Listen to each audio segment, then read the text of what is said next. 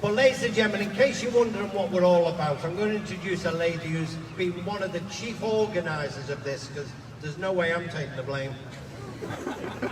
I want you to welcome from Excluded Unity Alliance, a fantastic worker behind the scenes. She is fabulous. Please welcome Miss AliTraversoni.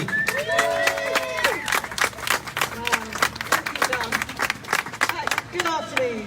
So 16 months on from the start of the pandemic, and the government continued to stubbornly ignore the millions of taxpayers who are excluded from support. On the 26th of March last year, the self-employed were all comforted by those now familiar words from the Chancellor. You have not been forgotten, we will not leave you behind, we all stand together. Well, it's soon become apparent that millions were indeed being left behind, including those who changed jobs, started a business within the last 18 months, were PAYE freelancers, limited company directors, worked for agencies, those who were shielding, or those that had employers that denied them furlough. The list goes on. As a result, many of the unsupported millions have been and still are financially desperate, which has had a huge knock-on to their self-confidence and their mental health. So much for all standing together.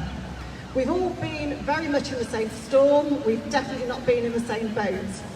The problem though is that the great majority of the public believe the rhetoric out of number 11 that everyone has indeed been helped.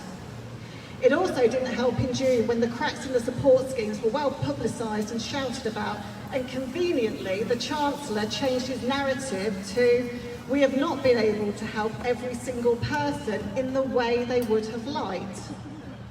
Well, nobody liked to be helped, everyone needed to be helped. What an odd choice of words. These people absolutely needed help.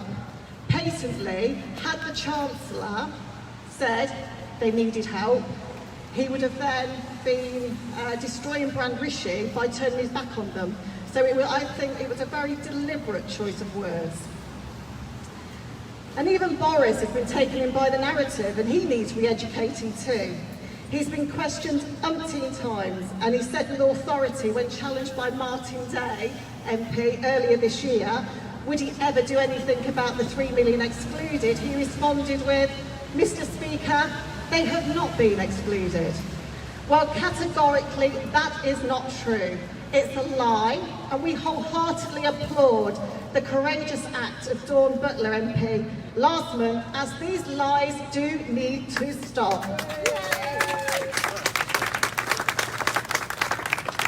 Regardless of your political views, the financial exclusion and the ongoing ignorance of the excluded is unforgivable, inhumane and needless. It has and will continue to affect millions of once self-sufficient taxpayers who are independent of the welfare state, both financially and mentally, for years to come.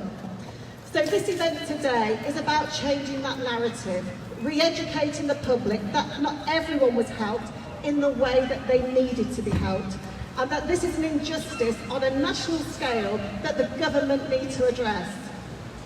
Today we are sending a very clear message to the government that this matter is not closed. As the founder of Phones for You, John Caldwell, has said many times, no one should be substantially worse off post-pandemic than they were pre-pandemic.